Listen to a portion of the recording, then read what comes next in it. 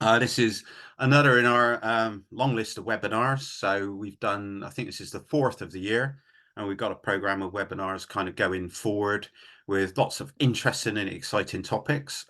We've already had a couple which have been interesting and exciting, or dull and boring, depending on your perspective and the subject matter. So hopefully we will keep it interesting. So we'll go to the first slide. As I say, at the end, there will be an opportunity to ask questions. So the areas I've covered first off, and the areas that we get asked time and time again about, are the types of pension scheme. So everyone has to have a workplace pension, but within that requirement, there are a number of ways you can approach it. There are different types of scheme, and we'll cover off what those schemes are, what the differences are, and some of the pros and cons of each one.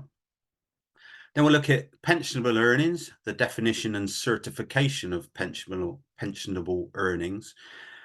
So again, you can choose one of basically three types of pension scheme. And then you can apply a definition of pensionable earnings, and you can make a choice of four of those. So you can already see that there's, if you ever did probability at school in maths, you'd appreciate that if you have three options of type and four options of pensionable earnings, suddenly you're getting into the realms where you have a large number of options. Throw in the number of providers that are out there. So at the list of people that were expecting to attend this morning, and we realized that some people won't be able to for one reason or another. There was 12 people.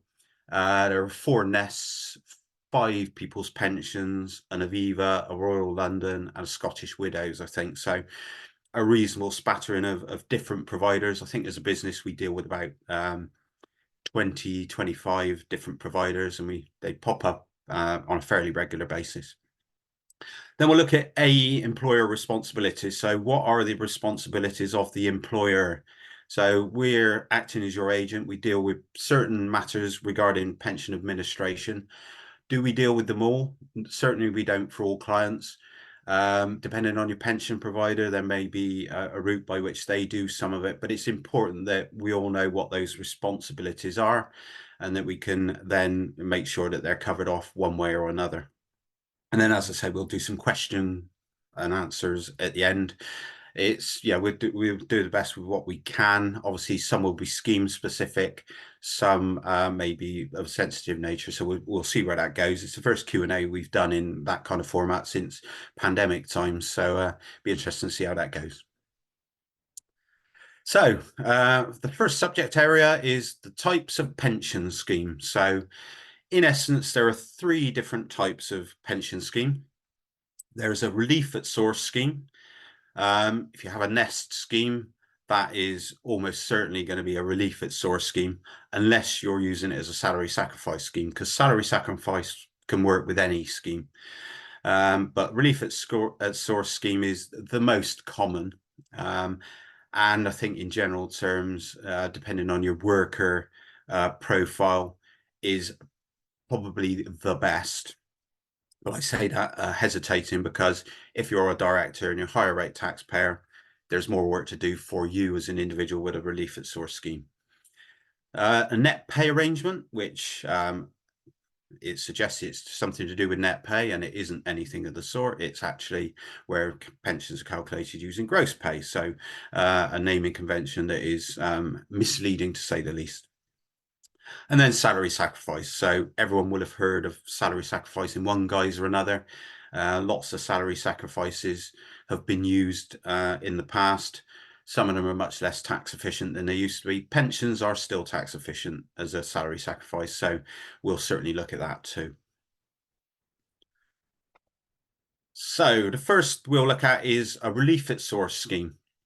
So with a relief at source scheme, contributions are made from income that has already been taxed. So it's coming from an employee's net pay.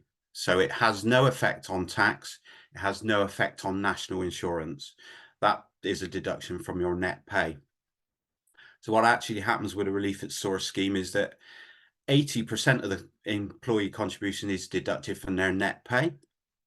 And then tax relief at the basic rate of 20% is claimed by the pension provider from HMRC, and it is then added to the pension pot of the employee concerned.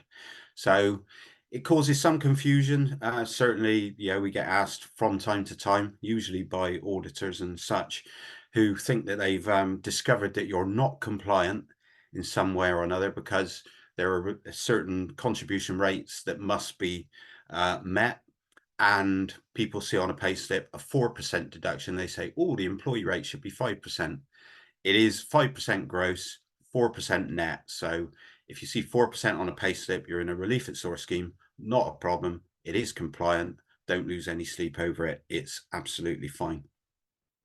So a quick example.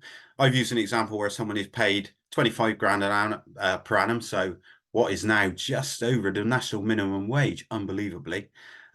So someone is marginally above the national minimum wage or national living wage, and they have a standard personal tax allowance, a 1257L tax code, nothing peculiar. So I'm just making the point that, if you start to talk about people on K codes, on higher rate tax, then these are not simplistic. The principles are the same, but the numbers would change potentially.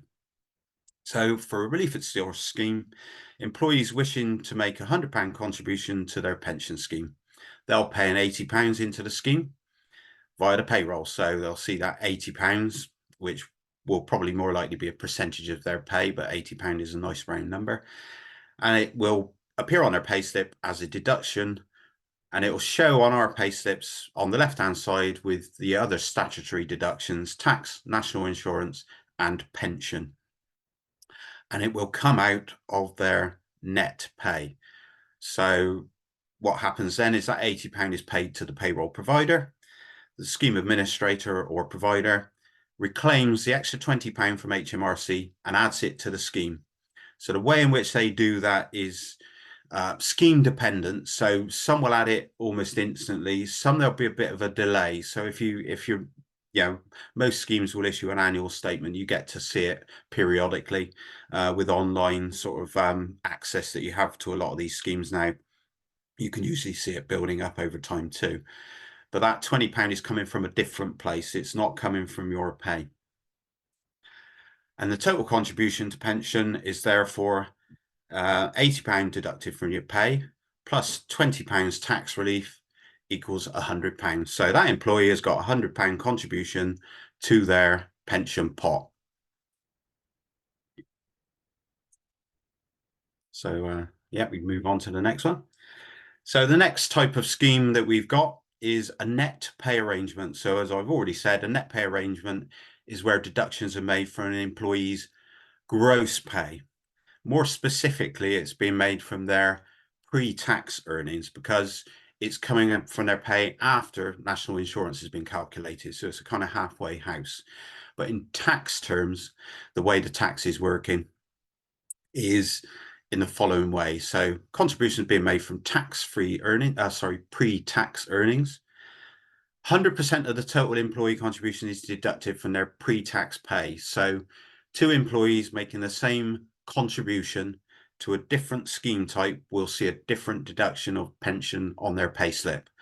So if it's percentage based, one might see 5%, one will see 4%. The net pay arrangement employee will see 5%. More easy to understand, more easy to establish that it's compliant. But that's what you'll see on the pay slip. The employee, because it's been taken from their gross pay, will immediately benefit from the tax relief. So as opposed to the circuitous route that tax relief is applied to your pension pot with a relief at source scheme, with a net pay arrangement, it's immediate. So you get the immediate visibility of that. But of course, you've already paid 20% extra. So the net effect for a normal taxpayer will be the same. What HMRC give on one hand, they'll take away on the other. So you'll actually get the tax relief, but you've had £100 deducted. So the effect will be the same. But it works in a slightly different way. Employee wishes to make a £100 contribution to their pension scheme. They'll pay £100 into their pension via payroll. Their gross pay will be reduced by £100 and tax will be reduced by 20. So the total cost to the employee is therefore £100 deducted from pay minus the £20 tax saving equals £80. So that's the same £80 net effect for both schemes. And at the other end, the provider, the effect is the same.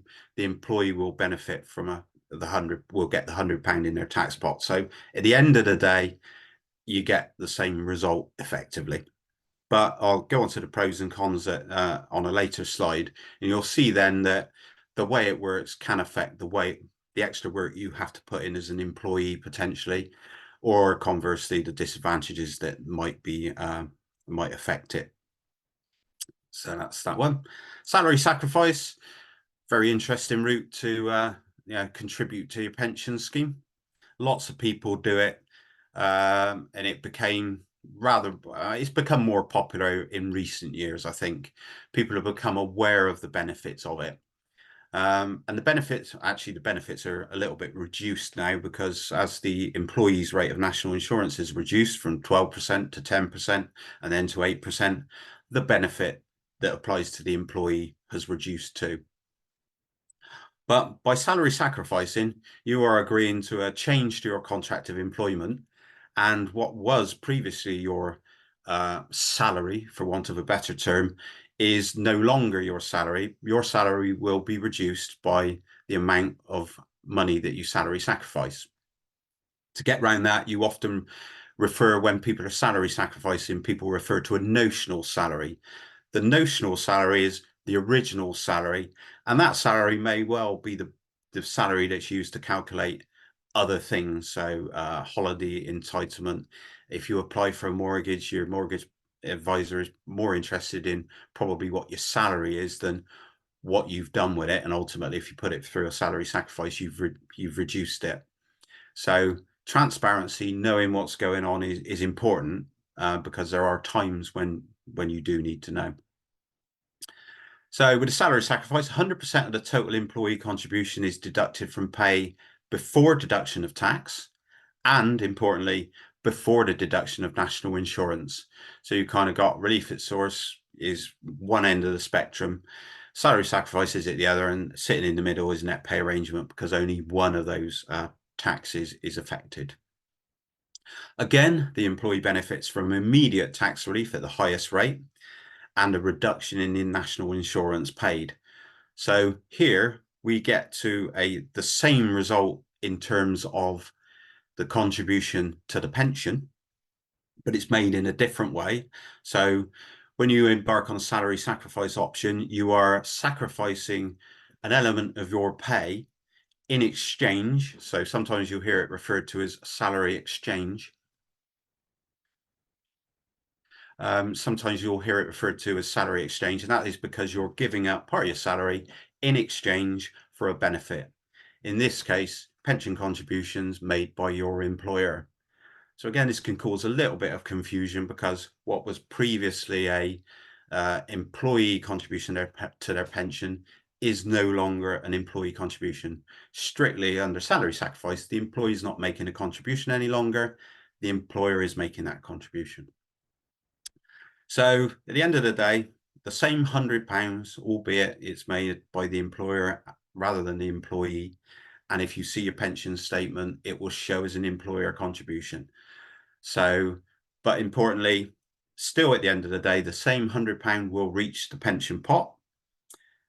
But in this case, an additional NI saving will have been generated. So with the reduced rates of national insurance on this £100 contribution, it'll be £8.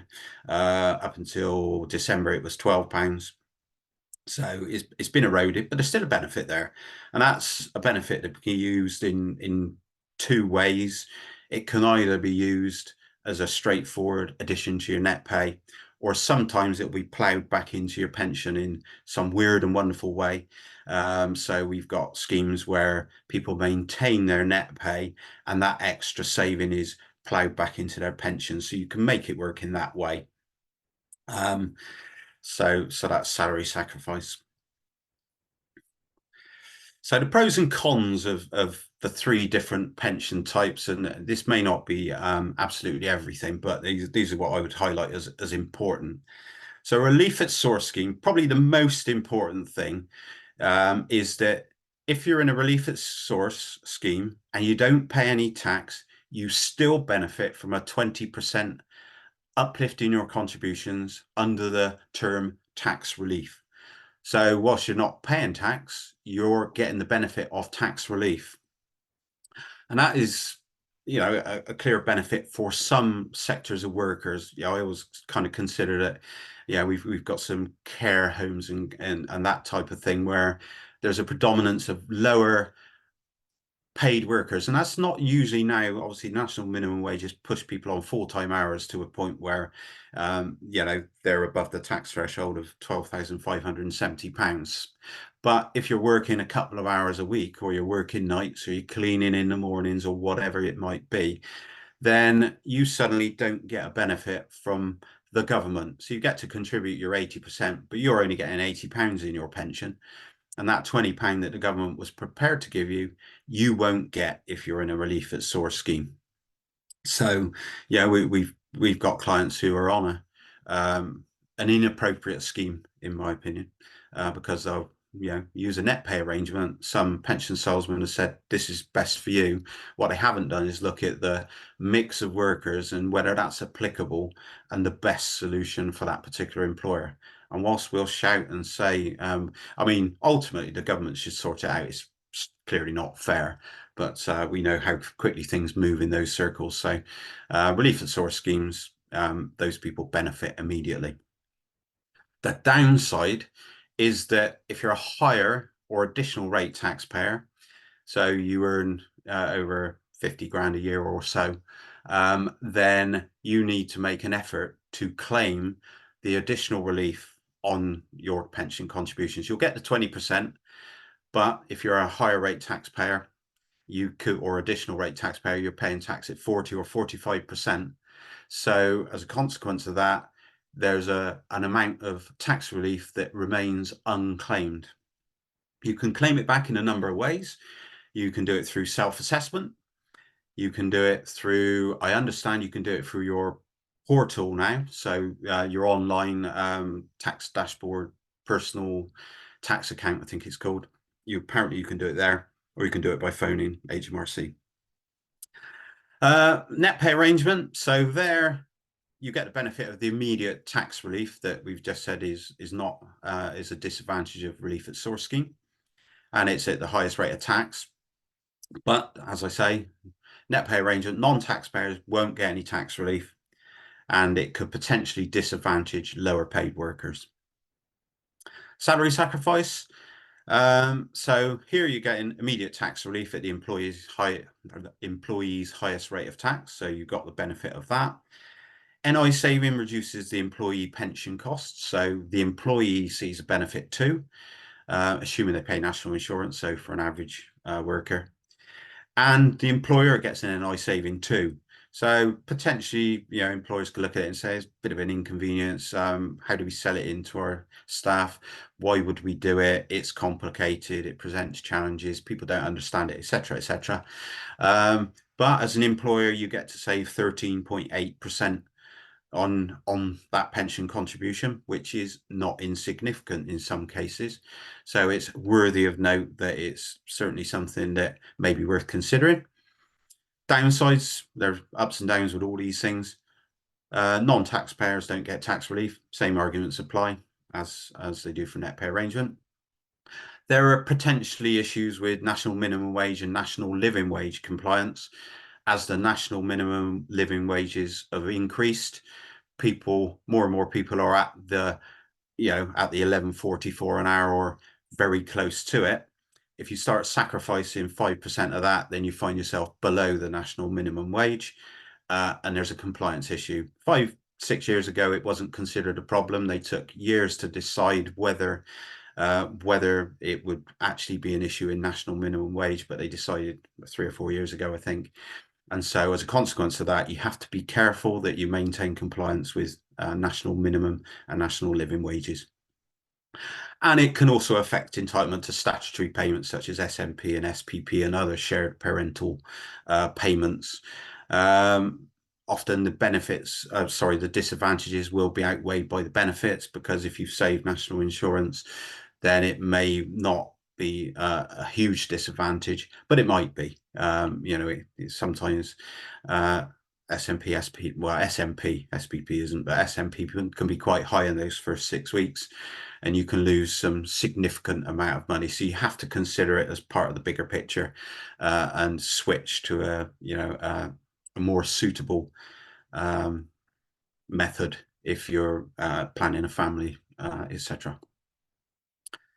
So that's that.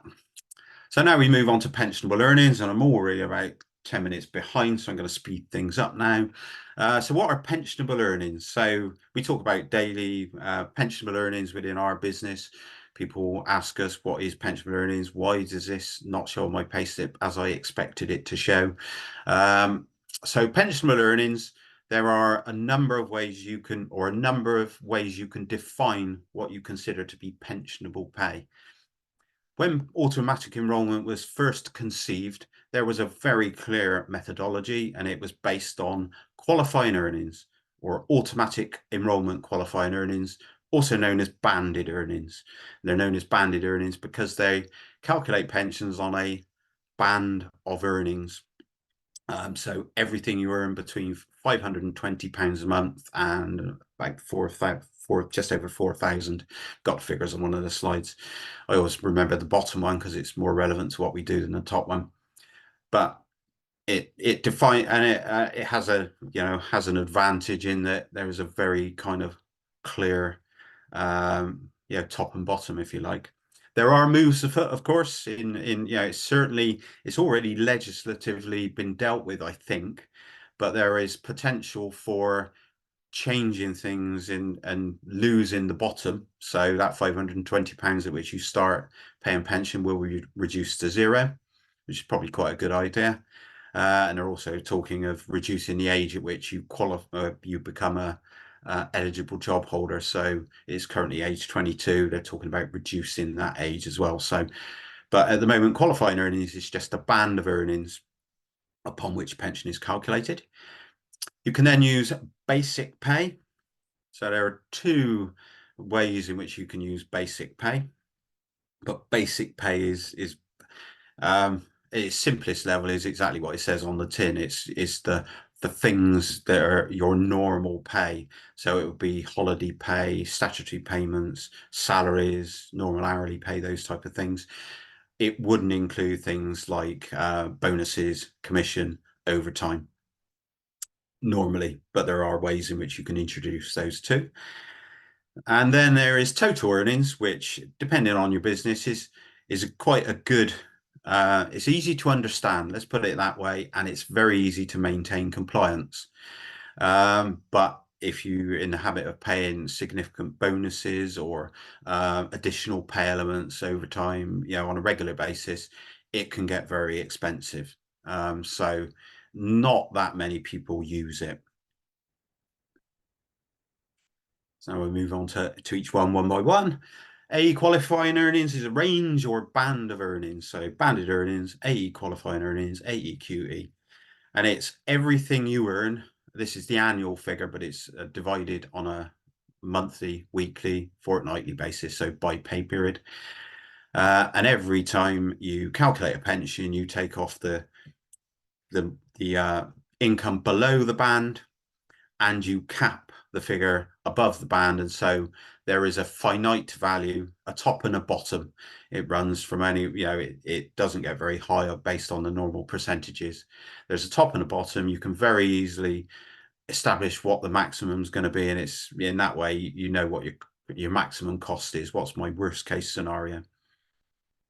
So the bit in the middle is the pay on which pension contributions are calculated. So nice and simple. Basic pay method. We get into a bit of terminology, unfortunately. Pension earnings here is based on employee basic pay, which is their pay before any overtime, bonuses, or commission. So sounds very simple.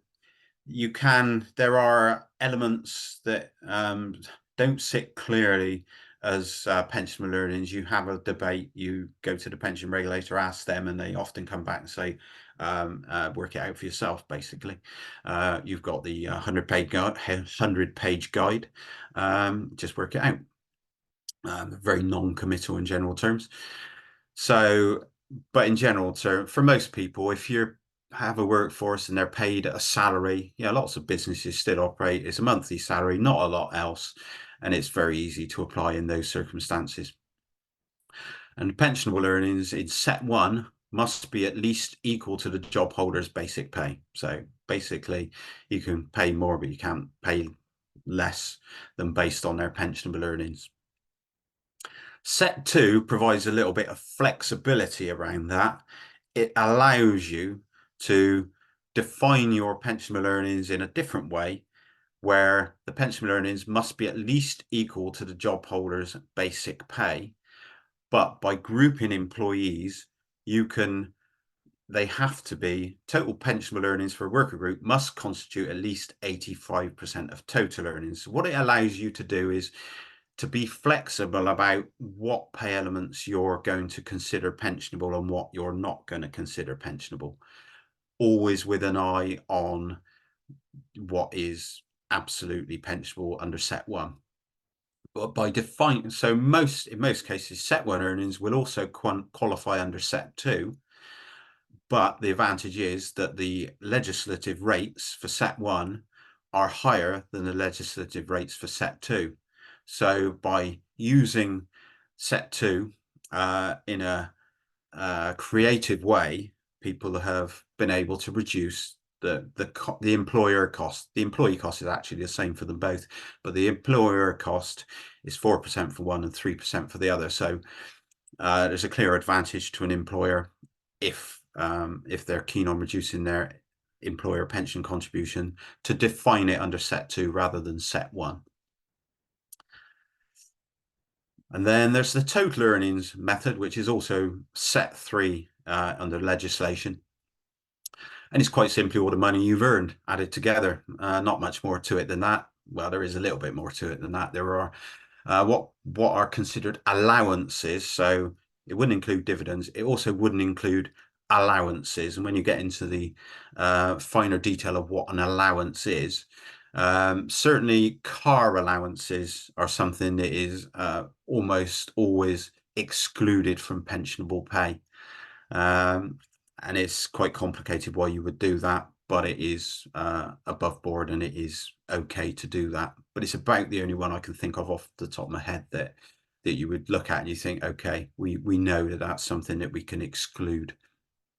Otherwise, everything else. The great advantage with this method is that everything on your payslip, you can see the pension you've paid.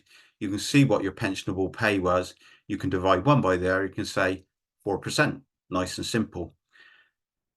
You can sometimes do that with set one or set two, not very often. And you can never do it with auto enrollment qualifying earnings because it's on a band of earnings. The percentages is always less than you expected. So anything you see relating to your pension will refer to a 4% contribution and an employer 3% or 4%, whatever they choose. But when they actually get the calculator out and do the calculations, they'll find that it looks nothing like that. It'll be 3.5%, 3.2%. It's a different figure because the pay on which it's calculated is not actually the headline number and it's not there on the payslip, so you can't relate it. So in explaining pensions, set three earnings is a good place to be. It's simple, it's easy to understand, but it can be quite costly if you don't, if you make regular payments that you wouldn't want to calculate pensions on. So certification, this is like the mystery, the shrouded in a veil of secrecy certification. Some pension providers, the traditional ones mainly, so the new kids on the block, the People's Pension, Nest, they'll never ask you for certification of your scheme, even though it may be necessary. some of the traditional providers with will require you to certify your scheme in perhaps a more in a way which is clear and obvious, that lets them know that you've considered what certification is, what it means, and you've looked to make sure you meet the requirements. So it's a recognition that allows employers to ensure they're satisfying the alternative quality requirement, because AE qualifying earnings is the quality requirement. When HMRC discovered, or whoever was putting the pension legislation in, discovered that this weird and wonderful system they'd invented was inappropriate for most people's existing pensions, because the huge majority were based on their salaries or their basic pay, they then had to establish an alternative quality requirement that allowed employers to use those existing schemes. So what they did was require employers to certify their schemes. So certification needs to be carried out every 18 months. There's a huge document on the government website or government gateway. I think it's the DWP actually, but one of the government sites, which sets out exactly what you must do, how you must do it, what it means, when the start date should be, when the end date should be, what it actually, what you should do, what documentation you should keep, etc., etc. But it's not commonly known. I've certainly come across plenty of people, including pension advisors on occasion, who don't realise that this needs to happen. And certainly it's been conveniently ignored or forgotten. But it is important, particularly if you're using a set 2 definition and you're being creative with your worker groups. You need to make sure that the requirements are being met. So it's something that we do it sometimes for audit purposes. So sometimes auditors will require some kind of certification that a scheme, that the calculation basis is okay and is compliant. But we don't see lots of people asking for certification, which always amazes me. But there we go. Can only lead a horse to water, as they say. Automatic enrolment responsibilities. So this is probably not a definitive list, but I was keen to put on paper, on slide, throw a few things out there that should be happening with regards to your automatic enrolment duties. Sometimes we're doing it for you. Some clients we do it all, some clients we don't do it all, we do some of it. Sometimes there's a intermediary involved who does bits that we don't do. Sometimes there's a pension provider who has a middleware portal that does all these things, duplicates work. But ultimately, the key thing is that someone somewhere is dealing with these things. So firstly, statutory communications. If you're using postponement, if you're deferring assessment for 3 months or up to 3 months, as was certainly the case very early on in automatic enrolment, lots of people did it. Probably less so these days. If you set up a business, you're looking at, oh, do I really need the hassle of issuing another set of letters when I could just get on and do it? But it's a business decision. But you may have a workforce where people join for a month and, if they don't fit, they leave again. So once you've got 3 months under your belt, you know that they're going to stick, and that's the right time to put them in a pension. You can't leave it longer than that, of course. But if you're doing that, you need to issue postponement notices. Those need to be issued within 42 days of that employee effectively joining your business. The legislation refers to it slightly differently, but in essence, we're talking about when that employee joined you, they need to receive a communication telling them that you've postponed the assessment to a later date. Then, either if you've postponed or you haven't, you must also issue notices of enrolment or right to join letters to all employees. So once they've been assessed for the first time, they need to have a letter telling them what's happened. And if they've joined, it'll tell them what they've, the pension scheme they've joined, the contribution rates, and what they need to do if they don't want to be part of that scheme. If it's a right to join letter, it tells them of their right to join, what they need to do to become a member, and what that means for them. And importantly, it tells them what to do and where to go. So there are key communications. Sometimes there are additional communications issued by pension providers. So welcome packs we refer to fairly commonly, because a lot of pension providers have some form of information they send out, can be online, can be by letter, that gives them the same type of information. You know, how do I opt out? What's the importance of the pension? You know, what does it mean to me? So you can make an informed decision, because auto enrollment, you cannot influence your employee's decision in any way. You mustn't tell them it's great and you mustn't tell them it's crap. You must maintain straight down the line, middle of the road position, and say it's your financial future, it's your decision. So worker assessment, ongoing responsibility to assess workers every time they are paid. So 99% of the time we're doing that for you. We have a couple of exceptions where we don't. Why, I do not know, but in general terms, we set up the payroll software so that it does that stuff. It monitors the ages and earnings of the workers. It ensures that they're automatically enrolled at key dates, because going back to statutory communications, if they had a right to join letter, at some point in the future when they hit another trigger, they could end up with a enrolment letter. So if they hit age 22, having previously been 21, they'll end up with a second letter that tells them that they've now been automatically enrolled. So it's a constant process. Every time a payroll is run, communications are generated, people's status is assessed, changed, and action taken on that basis. And then every 3 years, approximately 3 years, and this is for the business every 3 years, so it's not every 3 years for an employee, so they don't get cyclically re-enrolled or reassessed every 3 years. It's a business requirement that every 3 years you reassess the workforce, and given certain criteria, you automatically enroll those assessed as eligible job holders. If they've opted out or left a scheme less than 12 months ago, you can exclude them from that process. And it can't be postponed or anything like that. You just have to do it on a set date. We always choose the 3-year anniversary of the original staging date. You can move it 3 months either side every time, so you can get in a completely different date in a few, what are we, 3 or 4 cycles down now.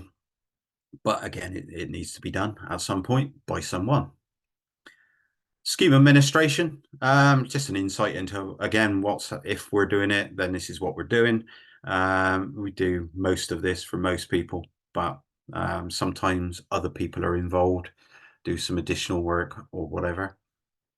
So we're automatically enrolling eligible job holders on a month-by-month, week-by-week basis. We're managing requests to join or leave the scheme. So the employee may tell you they want to join or leave the scheme. In some cases, that's the right course of action. In some cases, dependent on the scheme provider, it's not the right course of action. Sometimes they should be telling the scheme. But regardless, we will be actioning that request in some guise and making sure that that happens. Adjusting contributions when asked to do so. So an employee wants to raise their contributions from 5% to 10% or 15% or whatever. That is something that is actioned by ourselves. So they can tell the pension provider and they'll laugh at them and say, don't tell us, governor, because we don't need to know. Because pension providers really, they're about collecting contributions and ensuring they're paid into the funds and paid into the relevant pension pots. They're not generally carrying out too many checks to make sure those contributions are right. Some of them do, but generally they're not. And they're certainly not administering an employee's specific pension rates. You know, that's something that you or we are doing. So it needs to be communicated accordingly. Maintaining compliant contribution rates. So we're all responsible for making sure that compliant contribution rates are maintained. So we're obviously looking at the type of the definition of pensionable pay, applying the statutory minimum rates to that and making sure that we're meeting the requirements. Sometimes people will jump out of a scheme for a pension holiday or cease contribution for a lifestyle event or something's happened or whatever. In those circumstances, we need to make sure we're understanding what's happening. if it gets to a point where they need to be cyclically re-enrolled, that's happening, that employer pension contributions are adjusted in the way the employer requires, because the minute they come out of a compliance scheme, they fall out of AE legislation, and therefore you as the employer have different responsibilities. They'll be defined by your contract of employment, not by AE legislation. Redeclaration of compliance. So the pension regulator has to be told that redeclaration compliance is, that re-enrollment has been carried out, and that's done through the redeclaration of compliance. And then education of employees on pensions is the responsibility of us all. We consider it very important that we can deliver as much information to as many people as we possibly can that set out the benefits of pension saving in a broad context. We obviously can't give financial advice because we're not licensed and authorized to do so. And we wouldn't wish to influence your employees, but we try to provide as much resource as we can to allow employees to make educated decisions and do the right thing for their financial futures. But only they can decide. It's not your job. It's not our job. We give them the the information they need, and then they make those decisions. So with that in mind, so here we have a screenshot from our web page, our existing website, which ain't going to be there much longer. It's been there a long, long time. It looks a bit aged, but it's the devil's own job putting a new one on. But regardless, it has a link to the same WordPress resources as our new website will, although the menus and general look may not be quite the same. But there is a wealth of information that we signpost some employees to. So if you issue a statutory letter via the portal, because that's the way we issue them, they will get a notification email saying there is information you need to look at on the portal. And they almost inevitably will get a link to a video or a guide or something that is pertinent or relevant to that communication. So P60s have just gone out. We're telling them to, download their P60, what's a P60, all that type of stuff. But with things like pensions, where they're told that they've been enrolled or they have a right to join, then we've tried to signpost them to information that is pertinent and relevant to that point in their employment. So that's our website. Exciting stuff. And then we have a really exciting YouTube channel. So personally, I use YouTube for learning drums and finding drum tracks and slowing it down and watching how they do it. But there's also other things you can do on it. You can visit our YouTube channel. Exciting place that it is. I think there's loads of videos on it these days. Some you wouldn't want to watch ever, but some, and I highlight you to the pensions, which is at the bottom there, where there are pension videos that have been created by people who have a good understanding of pensions, but also they tend to be from a perspective of, I'm relatively young and I need to save for the future, and I'm not sure the government will do it. What do I need to do? So it's about education. It's a complicated area, pensions. You can only hope to scratch the surface, but if people at least look at it, see it as a benefit, because if they're putting in £80 to their pension, then the government gives them another £20, and then you as the employer give them another, in that case, about £60, then for £80 they've got another £80 back. So those type of numbers, you think, why wouldn't I be investing in a pension? Obviously, auto enrolment, all the schemes have requirements in terms of fees and such like. So they should be a reasonable bet to look after your money and invest for the future. But that's a personal view. I can't possibly say that to anyone because I'm not licensed and regulated to do so. But there we go. So that's it, I think. So now, I have to signpost our future webinars. Top tips for smooth payroll processing, PAYE discrepancies, how to deal with HMRC, if only we knew. Benefits and pitfalls of pension salary sacrifice. So there you go. There are benefits, there are pitfalls. A little bit more information on that. Accurate reporting and ledgers, tidying up your payroll data, workplace pension clinic for employees. So we'd love to provide a similar thing for employees. We'll take feedback on board and what you think is important to them. but we can talk in general terms to an audience that might be interested. Who knows?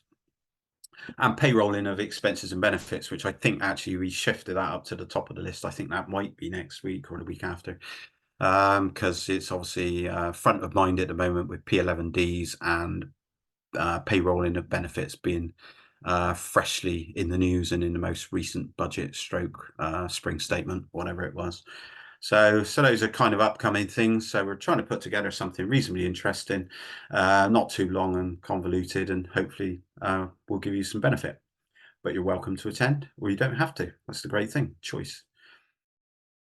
If you got lost whilst watching this video, please contact us at inquiries@payrollsolutionsltd.co.uk. And with that, thank you for watching.